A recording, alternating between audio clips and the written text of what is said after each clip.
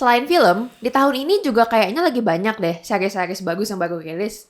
Nah, hari ini kita akan membahas series-series yang menurut kita pribadi cukup stand out sejauh ini di tahun 2024. Penasaran gak sih anak-anak Antelope tontonannya apa selain Queen of Tears? Selamat datang di podcast Tiga Babak.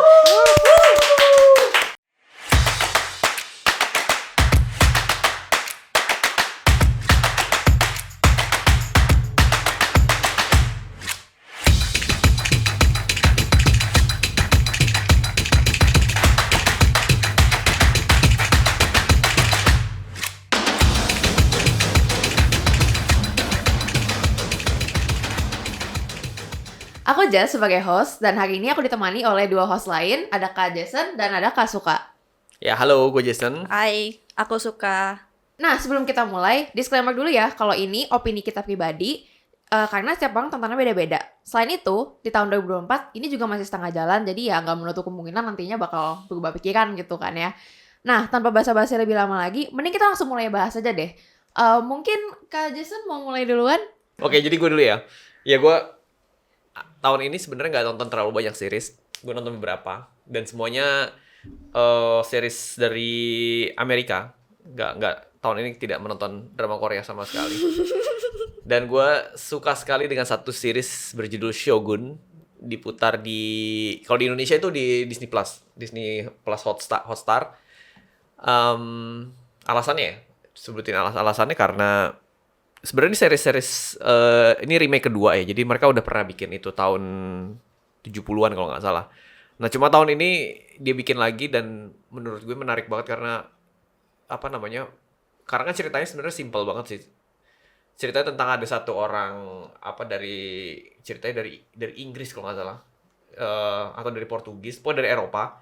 Dia tidak sengaja terdampar di Jepang dan kemudian pelan-pelan jatuh cinta dengan budaya Jepang, tapi di saat yang sama dia juga terjebak sama situasi politik lah di Jepang di zaman itu gitu. Dan ya buat gue menarik banget sih karena production value-nya bagus, terus actingnya juga bagus, dan yang paling penting sebenarnya menurut gue Shogun yang tidak seperti yang kalian bayangkan tentang seri-series tentang orang barat yang masuk ke budaya timur gitu.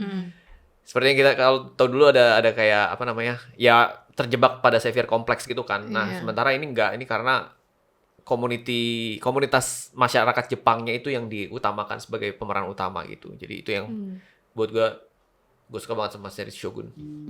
Setahu aku ini adaptasi dari novel kan ya? Ya, adaptasi dari novel bener.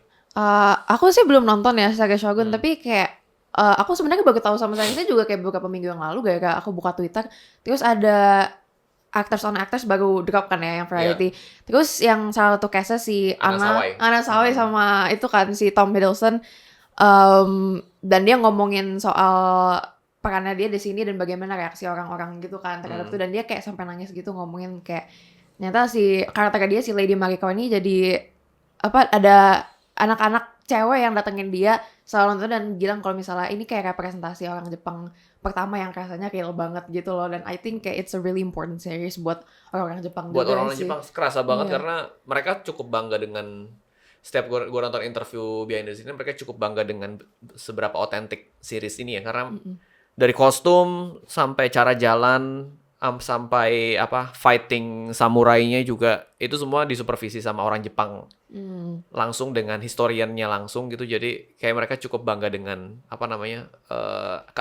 akurasi dari series Shogun ini gitu. Jadi dan kan produsernya juga orang Jepang kan, si yang main jadi salah satu pemeran utamanya Hiroyuki Sanada, aktor senior Jepang gitu, dia salah satu produsernya juga, dan dia selalu bilang dia in charge cukup banyak di urusan kreatif di series ini gitu. Jadi padahal syutingnya tidak di Jepang, by the way. Trivianya adalah syutingnya itu di Kanada. Capek dia bisa bikin di Kanada itu bisa bikin basically bikin Jepang, bikin kota Jepang di era itu. Gila di nih. sebuah pepohonan di Kanada gitu. Dan ya itu tetap otentik rasanya sih. Tapi orang Jepangnya didatengin semua. Orang Jepangnya didatengin ya. Mungkin ya sebagian dari Kanada juga kali ya yang orang-orang Jepangnya gitu. Iya. Tapi itu berapa itu episode, Kak? Sorry. 10 kalau nggak salah ya, 10 atau 10 episode kayaknya.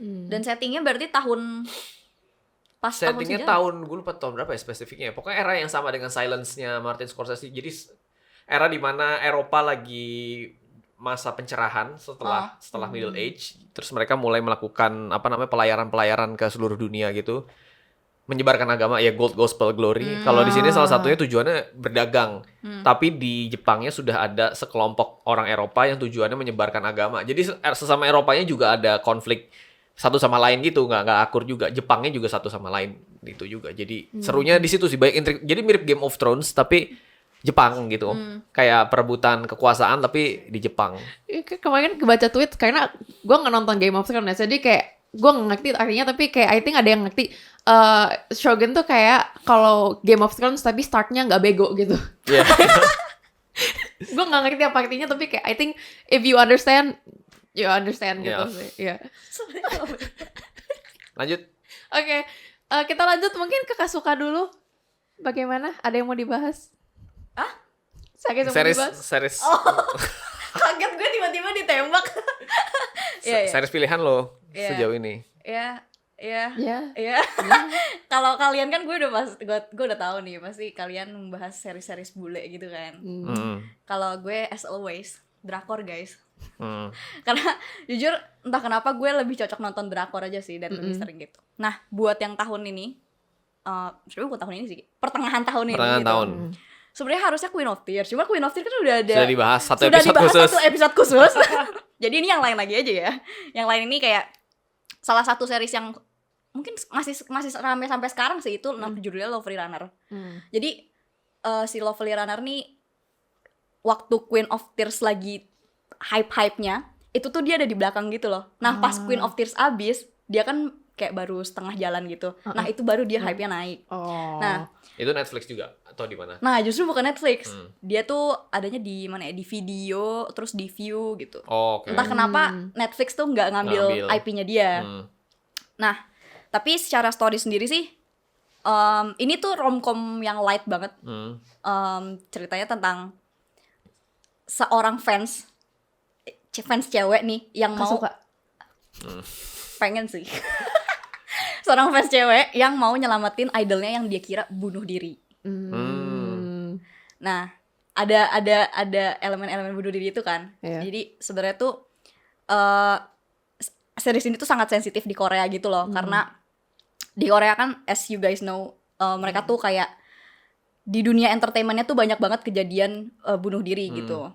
Nah, makanya waktu itu seriesnya sempat kayak tertunda karena banyak yang nggak mau mainin seriesnya gitulah, saking sensitifnya di Korea gitu. Tapi ternyata pas diproduksi beneran langsung hype gitu, meledak setelah si Queen of Tears. Nah, sebenarnya menariknya lagi adalah dia tuh ngusungnya tuh konsepnya time travel. Oh, ada fantasinya. Ada fantasinya. Jadi si fansnya ini namanya Sol, bukan Sol sepatu. Ya. Sol, do re mi fa sol. Sol ini dia tuh awalnya tuh inciting incident-nya adalah ketika jadi tuh dia punya jam tangan lelangan yang punya yang aslinya itu punya si Sonje itu yang artisnya ini yang dia kira bunuh diri. Si cowok ini dia punya jam lelangan itu, dia beli karena as fans gitu kan. Dia beli berapa? 30 juta kalau nggak salah. Gue lupa di dramanya. Nah, terus pas kejadian si Sonje ini beritanya meninggal, intinya si jam tangan itu membawa dia time travel ke waktu dia masih SMA. Yang mana ternyata dia tinggal waktu di SMA itu dia sekolah di sekolah yang kayak cuma sebelahan doang sama si cowoknya, dan rumahnya tuh berseberangan. Jadi kayak di situ dia start mulai kayak mau menyelamatkan cowoknya. Dan usaha time travel itu dia tuh lumayan bolak-balik gitu sih, kayak ada beberapa kesempatan dia time travel dan semua time travel itu dia gunakan untuk nyelamatin si cowok itu, yang mana beberapa kali terus-terusan gagal gitu. Tapi tone itu romcom atau romcomnya dan romcom light gitu. light. Kalau misalnya mungkin kalau romcom Korea tuh ada beberapa yang mostly itu banyak yang beratnya di slapstick kan. Yeah. Kalau ini tuh komedinya lebih yang situasional gitu loh. Okay. Jadi makanya lebih enjoyable dan gak lebay gitu lah istilahnya. Yeah. Secara acting juga oke. Berapa episode? Itu 16 episode seperti seperti Korea biasa. lainnya ya, 16 Betul. Iya. Itu yang alasan kenapa gue nggak tahan nonton drama Korea. Iya, Udah 16 episode 1,5 jam nih, gile. Nah, kalau Panjang ini banget. satu jam 1 sih. jam. Kalau Queen of Tears 1,5 jam memang. Iya, Bajangan kan 16 episode 1,5 jam. Iya, iya. Panjang Iya. banget. Kalau yang ini 1. Karena kayaknya itu series Lovely Runner ini tuh sebenarnya kayaknya series yang low budget kalau buat di Korea. Oh, oke. Kayaknya sih gitu. Tapi menarik sih kalau secara tone dibikin light kayak gitu, padahal kan topiknya cukup kontroversial ya di sana kan ya, cukup dark kan. Tapi menarik sih kalau dibikin tone-nya jadi malah jadi light calm kayak gitu. Menarik sih. Karena emang itu tujuannya mungkin ya. Iya, memang. Packaging ngomongin yang serius cuman dibawa dengan light gitu. Iya, karena kalau misalnya dibikin dark banget kan gimana ya? Iya. Yang mana sebenarnya turns out si Son Jae-nya ini bukan bunuh diri juga sih. Jadi Oke. Nonton aja. oke. Sekarang lo. Ya, oke Lanjut. lanjut. Iya. Kalau Barat lagi berarti. Barat Iya, lagi, barat lagi. Barat kan gantian, diselang-seling gitu. Jadi series yang aku mau bahas tuh judulnya Under the Bridge. Jadi sebenarnya aku nonton series ini tuh aku nggak tahu apa-apa. Soalnya jujur aku pas mau mulai nonton series ini gara-gara nonton fan edit di TikTok. Oke. jadi ngeliat fan edit di TikTok terus jadi kayak pengen nonton ini gara-gara yang main itu Kylie Kyo, cucunya Elvis Presley, sama Lily Gladstone yang main. Jadi dan di fan edit nih kayak Lily Gladstone main jadi polisi gitu guys. Jadi women in uniform gitu kan, women supporting women, feminist gitu. Jadi jadi nonton series ini, tapi waktu aku nggak tahu apa-apa, terus waktu buka first episode ternyata ini true crime genrenya. Jadinya ternyata tuh based on a true story. Jadi kayak ada kasus pembunuhan remaja di Kanada yang cukup terkenal sebenarnya di Kanada, tapi di luar itu nggak terlalu kedengaran gitu. Jadi tuh kasusnya itu ada seorang remaja perempuan yang di kota kecil namanya Victoria di British Columbia, Kanada, yang hilang terus habis itu ternyata dia dibunuh gitu sama karena dia dibully gitu sama temen-temennya gitu loh waktu SMA kayak gitu. Dan aku sebenarnya cukup skeptis waktu pertama kali tahu kalau ternyata ini true crime, karena aku punya opini gue sendiri tentang true crime genre, karena menurut aku true crime genre tuh nggak pernah jauh-jauh dari eksploitasi gitu kan ya. Jadi makanya aku nggak banyak mengkonsumsi media yang eksploitasi kasusnya maksudnya. Kasus asli. eksploitasi. Iya, eksploitasinya kan kayak maupun itu film, series, kayak podcast, terus habis itu kayak YouTuber yang kayak pada zaman itu Di Indonesia banyak kayak gitu. di Indonesia banyak yang kayak bikin mukbang terus habis itu sambil ngomongin kasus gitu kan, menurut aku kayak nggak ada respectnya sama sekali gitu loh sama korban gitu. Apalagi kayak dulu tuh zaman-zaman 2014-an kayak gitu, pada itu sempet rame gitu orang-orang pada bikin fanfiction sama serial killer yang famous gitu loh. Orang-orang sempet bikin waktu Tumblr lagi berjaya-jayanya gitu, orang-orang sempet kayak bikin fanfiction sama Jeffrey Dahmer, terus kayak bikin fanfiction Ted Bundy segala macam. Itu kan kayak apa, jadi dari situ sih sebenarnya aku kenapa skeptis sama genre true crime gitu. Tapi waktu aku lanjut nonton seriesnya karena Lily Gladstone, lanjut nonton series ini ternyata berbeda dari true crime genre yang sebelumnya aku tahu gitu loh. Kayak beda banget sama misalnya kayak series Dahmer-nya Ryan Murphy, itu menurut aku nggak banget. Tapi yang ini menurut aku kayak dia menghandle kasus ini dengan dengan elegan gitu. Maksudnya kayak there's grace in how they tell the story, karena mereka menceritakan cerita ini dari perspektif seorang penulis yang asalnya dari kota itu dan polisi yang kerja di situ gitu. Jadi walaupun ini berdasarkan kisah nyata, ada emang banyak yang difiksikan gitu kan. Tapi series ini berdasarkan buku yang ditulis oleh si penulis yang ada di series ini gitu. Jadi nama penulis itu kayak Rebecca Godfrey. Dia bikin buku waktu dia tahu kasus ini ada terjadi di hometown-nya dia, dan dia kesana dan dia riset dan dia ngomong sama korbannya dan lain-lain gitu kan, dan akhirnya dia rilis buku dan buku ini jadi terkenal banget di genre true crime gitu. Makanya waktu dibikin series ini, si Rebecca ini juga ikut involve di series ini gitu. Dia jadi executive produce dan dia kayak membantu dalam proses penulisannya juga, tapi sayangnya dia meninggal sebelum sebelum seriesnya selesai. Waktu mau syuting dia meninggal di tahun 2022 gitu.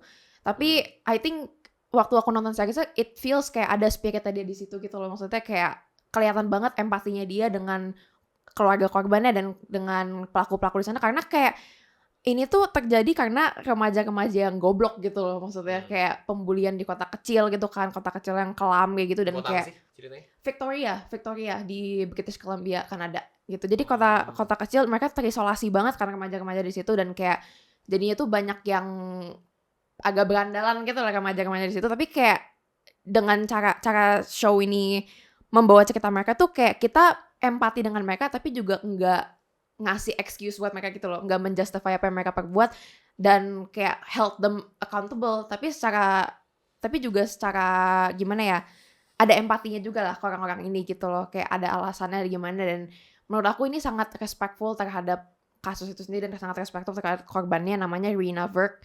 Sangat respectful, dan caranya mereka membawa, ada representasi indigenous people juga kan di situ, dan banyak hal-hal yang di bring up sama cerita ini, dan juga kayak tentang teenage girls juga dibawa-bawa kan, maksudnya kayak stereotipnya teenage girls, apalagi di kota kecil tuh kan mereka kayak suka ngambekan dan emosian dan segala macam gitu, padahal mereka tuh sebenarnya lebih kompleks, dan mereka tuh sebenarnya kayak pengen jadi adult tapi mereka trapped in the body of a child gitu kan ya, maksudnya belum dipandang responsible sama orang sekitarnya, jadinya mereka lash out kayak gitu-gitu. Udah banyak sekali topik yang dibahas di series ini yang make this more than just a true crime show gitu sih menurut aku. Jadi kayak aku rekomen banget nonton ini, available for legal reasons di Hulu. For legal reasons di Hulu, pakai VPN nontonnya. Oke. For legal reason. For legal reasons di Hulu. Kita lanjut ke segmen Lanjut. berikutnya. Oke, kita lanjut ke diskusi selanjutnya. Kita akan melemparkan pertanyaan nih satu sama lain. Mungkin boleh dimulai sama Kasuka dulu kali ya. Mau pertanyaan apa nih? Seputar series kan? Iya, seputar series. Seputar series. Iya, bukan seputar Queen of Tears ya? Bukan, Nah. bukan tentang Baekhyun, bukan. Menurut kalian apa sih? Kan penasaran banget, kalau tadi kan gue kan emang lebih suka nonton drakor. Terus tadi Kak Jason ada ngomong kan kayak Kak Jason nggak bisa nonton drakor karena panjang banget gitu. Nah, sebenarnya apa sih yang bisa kalian dapat dari series tapi kalian nggak bisa dapetin dari film gitu menurut kalian? Gue dulu ya. Kalau gue kedalaman karakter sih, kayak background story dari masing-masing karakter yang bisa. Contohnya gini deh, mungkin contoh paling jelas tuh menurut gue Ted Lasso ya, karena kan ada 3 season dan setiap season temanya beda-beda, walaupun sebenarnya ngomongin mental health, tapi yang di-explore tuh beda-beda gitu. Nah, jadi menariknya sebenarnya setelah gue nonton beberapa interviewnya dari 3 season Ted Lasso itu, awalnya memang sama si kreatornya sudah didesain akan 3 season. Jadi bukannya kayak season 1 laku habis itu baru ngada-ngada gitu. Jadi ini memang sudah didesain buat 3 season gitu. Dan jadi mereka udah tahu nih karakter arc-nya bakal naik turunnya, roller coaster-nya itu bakal kayak gimana gitu. Jadi dan terlihat banget di hasilnya terdesain dengan baik gitu. Dan menurut gue karakternya kita bisa mengeksplor karakternya tuh jauh lebih dalam daripada yang bisa kita lakukan di film. Kayak misalnya ada satu karakter di season 1 tuh dia digambarkan sebagai kitman dan pecundang gitulah, digambarin pecundang. Tapi pecundang, di balik kepecundangan itu ternyata dia kita di bagian akhir seasonnya kita bisa ngeliat kalau ada sebabnya, yaitu ayahnya yang cukup represif lah ke dia gitu. Cuman di balik itu semua di season kedua dia berubah menjadi villain karena di balik kepecundangan itu dia punya ambisi buat pengen jadi terkenal gitu, pengen ngasih lihat ke semua orang kalau gue itu juga bisa jadi jagoan, gue bisa jadi protagonis cerita ini juga gitu. Tapi ternyata ketika dia mendapatkan apa yang diinginkan, ada lagi sisi lainnya, ternyata dia fragile. Ya kan, karena dia punya backstory segala macam yang udah kita tahu di season 1, di balik itu dia fragile gitu, dan fragile masuk akal, dan ya kemudian roller coasternya itu sih. Ya banyak banget karakter-karakter lain yang kayak di film lu gak bakal bisa ceritain karena lu fokusnya ke satu maksimal 2 atau 3 karakter gitu. Kalau ini dari supporting yang cuma awalnya terlihat sepele gitu di dalam cerita, tapi kita bisa ngelihat backstory itu sih. Dan tetap 1,5 jam itu kelamaan ya untuk mengeksplor ya karena yang dieksplor terlalu banyak, dan gue kadang ngerasa udah mulai ngablu juga nih, kadang ada juga nih kayak terlalu yang karena suka ada yang dieksplor. draggy gitu ya soalnya. Ya terlalu banyak yang kadang gitu sih gue ngerasa. Jadi kayak kalau 8 paling enak tuh menurut gue sweet spotnya 8-10 episode, 45 sampai 1 jam sih udah. Itu yang sweet kayak spot. sehari bisa langsung habis gitu kan. Iya, Iya. Nah itu binge watching kan ada pertanyaan soal itu juga. Iya, ya. nanti. Iya. Kalau Jess gimana Jess? Kalau menurut aku kurang lebih sama sih karakter juga, karena kayak aku kalau nonton film ataupun series kayak aku suka yang karakter driven kan ya, karena aku suka mengeksplor karakter juga, kayak even kayak in my writing style juga, kayak karena aku creative writer di sini guys, halo. Aku juga suka kayak suka lebih ngeksplor karakter background, dan kadang kayak kalau misalnya bikin apalagi kalau misalnya nulis short film gitu, kayak aku ngerasa kayak nggak bisa masukin semua aspek karakternya ke film gitu kan. Sementara di series tuh lebih bisa mengeksplor itu gitu loh. Dan itu kelihatan banget karena aku suka baca buku juga. Kalau misalnya aku nonton kayak adaptasi buku ke film dibanding dengan adaptasi buku ke series, itu kelihatan banget sih jauh bedanya gitu loh, karakternya bisa dieksplornya gimana gitu kan ya. Jadi aku suka banget nonton series karena lebih banyak yang bisa dieksplor, bukan cuman main plotnya doang, tapi juga pertama karakternya, dan juga kayak B-plotnya juga kayak banyak yang ke-explore gitu, karena jadi kayak bisa banyak gitu yang diceritain gitu sih. Jadi makanya itu sih yang aku bilang main thing yang nggak bisa didapat di film yang bisa aku dapat di series gitu. Bener sih, karena itu nanti akan ngaruh ke aftertaste abis nonton juga gak sih? Iya benar. Kayak kalau lu nonton film 1,5 jam sampai 2 jam, kelar tuh film, mungkin aftertaste-nya paling lamanya deh 1 minggu gitu. Iya. Paling lamanya kan. Iya. Tapi kalau misalnya series tuh karena kita beneran udah ngikutin karakternya dari awal sampai akhir, gimana lingkungannya dia, dunianya dia gimana. Jadi kadang tuh aftertaste-nya tuh beneran gak hilang-hilang, bisa kayak 2 sampai 3 minggu, dan plusnya lagi adalah materi bahasannya banyak banget sih emang. Benar. Attachment issue juga sama karakter. Bener. Tapi kadang apa namanya, misterius suka hilang sih kalau nonton series, apa namanya, karena semuanya dijelaskan, semua ceritanya ada gitu, udah nggak ada misterinya lagi gitu, nggak ada. Kadang itu juga yang bikin gue malas nonton series sebenarnya, karena semua diceritakan, terus lu nggak bisa apa ya, karena lu tahu semuanya gitu. Iya. Kalau film kan maksud lu nonton si karakter tertentu tidak diceritakan, kejadian-kejadian yang bahkan penting tidak diceritakan, tapi kita bisa menerka-nerka ada kejadian ini gitu. Nah, Iya. spot-spot itu sih sebenarnya yang menurut gue kenapa film tuh lebih aftertaste-nya itu kadang lebih menohok, karena ada spot-spot kosong yang nggak kalau di series kan dicekokin Iya, benar. terus Iya, gitu. benar. Iya. Jadi ibaratnya kalau lu makan tapi series tuh agak kekenyangan gitu loh menurut gue. Kalau film Kebayang lagi. Iya. Kalau Series film tuh ya- makan all you can eat gitu. Iya kayak benar-benar kayak lu makan all you can eat. Iya. Sampai kalau lu nggak kenyang, lu nggak berhenti gitu. Benar. Kalau film fine dining. Iya, Fine kayak dining, iya benar. pas gitu kenyangnya, pas. Ya karena kalau fine dining kan porsinya kadang dikecil-kecilin Iya. gitu kan, jadi kayak masih penasaran gitu kan Iya. kayaknya. Tapi lebih somehow porsinya kecil-kecil tapi lebih elegan. Iya, lebih nagih gitu. Iya. Oke. Oke.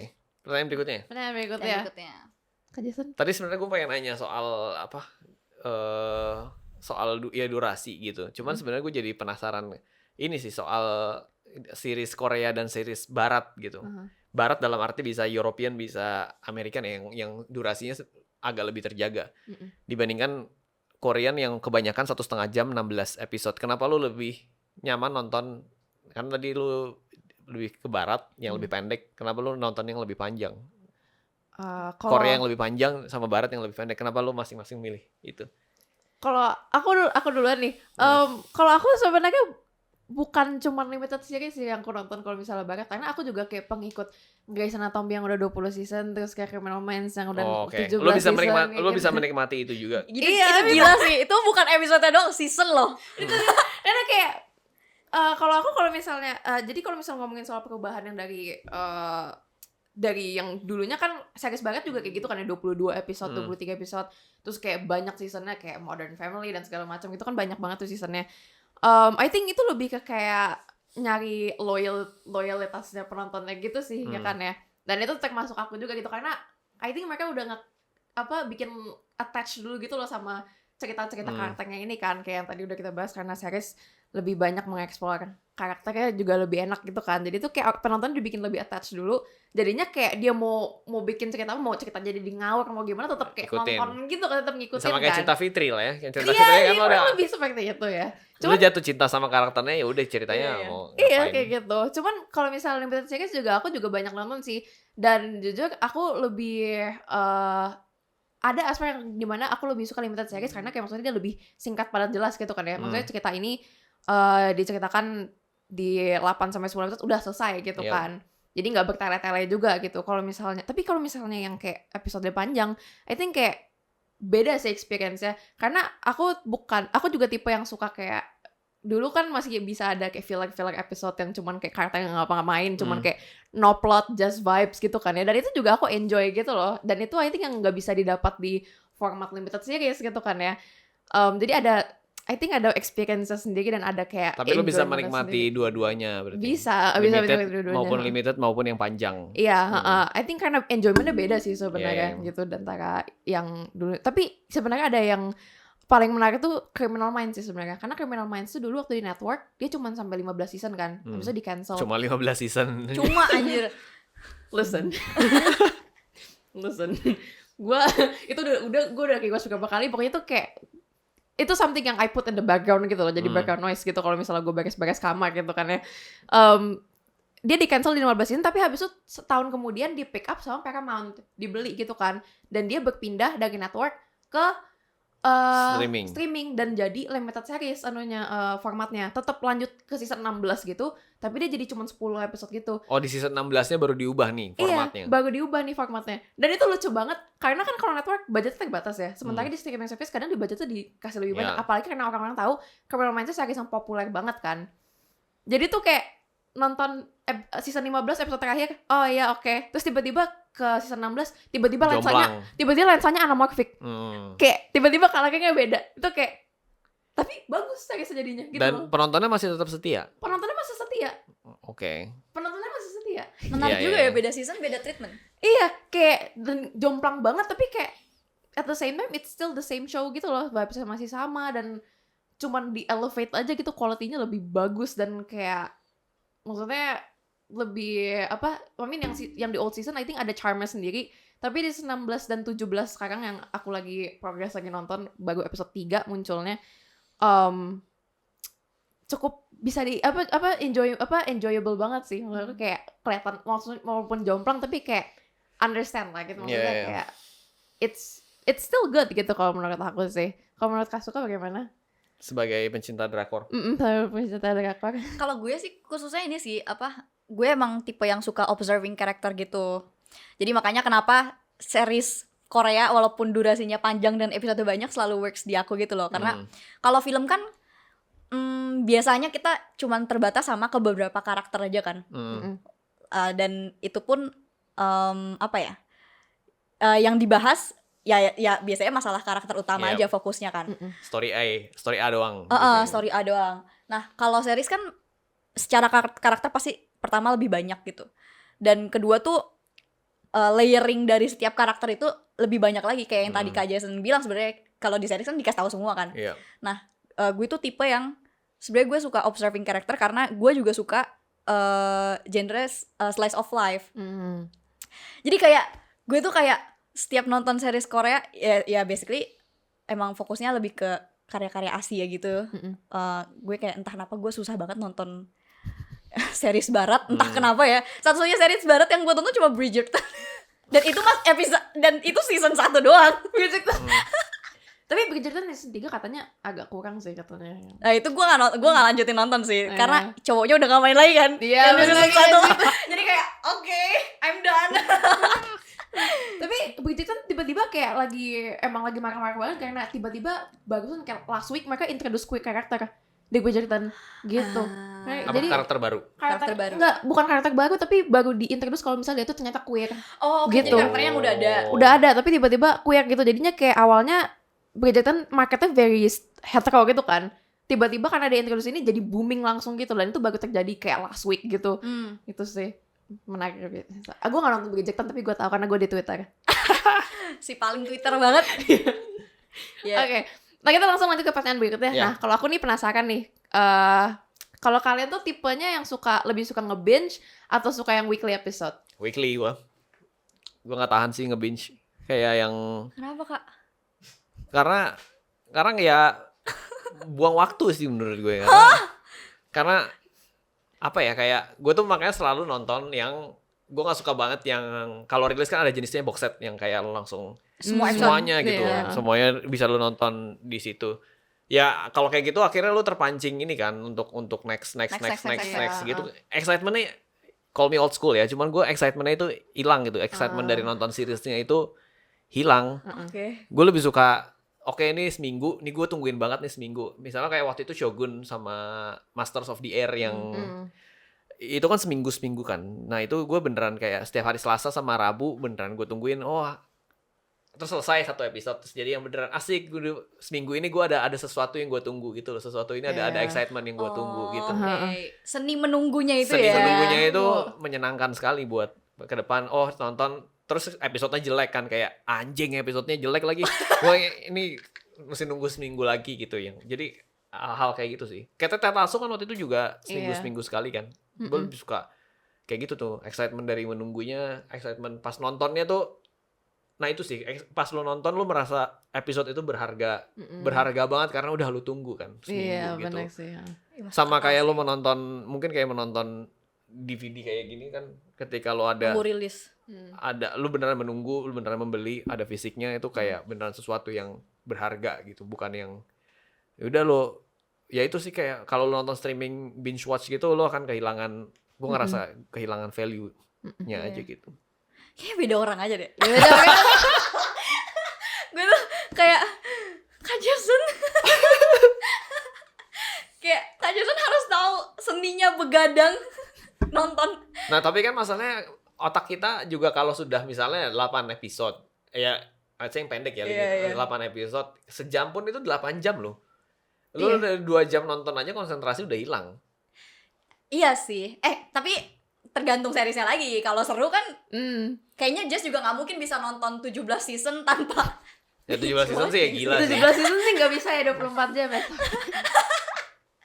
Ya tapi itu kayak ya beda orang aja sih. Beda orang aja. Kalau Kak Suka sukanya binging kenapa? Karena sebenarnya ini tergantung kondisi mental gue juga sih. Okay. Jadi kalau mental gue lagi mental dan waktu ya. Kalau Iya. misalnya weekend nih, gue tahu weekend gue misalnya Sabtu Minggu kosong gitu. Itu fix dua-duanya akan gue pakai buat nonton beneran nonton 16 episode dalam 2 hari gitu loh. GWS aja sih matanya Kak Suka. Iya. Tapi karena gue tuh kebalikannya Kak Jason, justru kalau nungguin per episode gitu setiap minggu, gue tuh nggak sabaran banget. Kayak beneran gue tuh bisa kepikiran berhari-hari overthinking sama ceritanya sendiri gitu loh. Kayak Queen of Tears aja waktu itu kan gue tuh udah mencoba buat menahan-nahan tidak nonton, tapi kan karena anak-anak kantor pada lo tau lah ya, Iya. mereka udah rame duluan kan, jadi akhirnya gue nonton sebelum seriesnya bahkan selesai. Baru 4 episode kalau nggak salah tuh. Nah makanya lo harus nonton series yang tidak diomongin di kantor, series yang tidak terkenal mungkin. Nah iya, kayaknya harus coba. Harus coba. Yang niche, yang indie gitu. Iya tapi jadi lo nonton dengan tenang tuh, nggak usah ada yang. iya kan, gak usah ada yang ngompor-ngomporin gitu. Iya. Kalau ini tuh kayak di kantor, kalau gue belum nonton tuh kayak belum nonton. Ya, padahal aku mau bahas gitu. Terus kayak jadi kan gue pulangnya nonton ya. Iya. Iya. Jadi kayak kebalikan. Kalau Jess gimana? Kalau gue sebenarnya agak tricky soalnya gue orangnya nggak sabaran, tapi gue juga attention span gue short gitu kan. Jadi sebenarnya aku suka, kemarin tuh sempet tahun lalu ada series judulnya Daisy Jones and the Six. Itu yang main Riley Keough juga kan. Dia rilisnya tuh 1 minggu 2-3 episode. Jadi dia totalnya sweet spot buat lo. Iya, sweet spot banget. Jadi kayak dia 10 episode, tapi dia rilisnya 3-2-2 gitu. Itu enak banget soalnya kayak. Itu di mana? Itu streaming apa? Itu di Amazon Prime. Menarik For juga legal ya. reasons.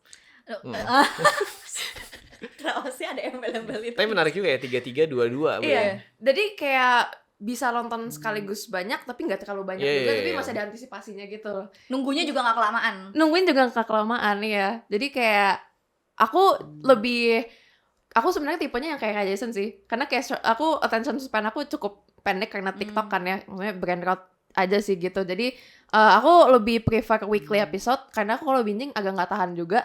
Tapi yang 3-3-2-2 itu enak banget sih formatnya, karena kayak bisa nonton lumayan banyak tapi ada antisipasinya juga gitu loh. Itu oke banget sih menurut aku.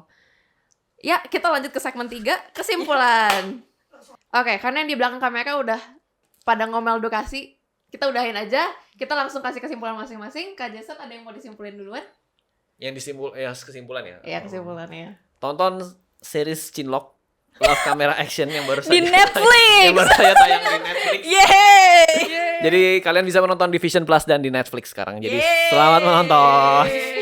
Kesimpulan yang luar biasa. 8 episode 30 menit, sweet spot banget kan.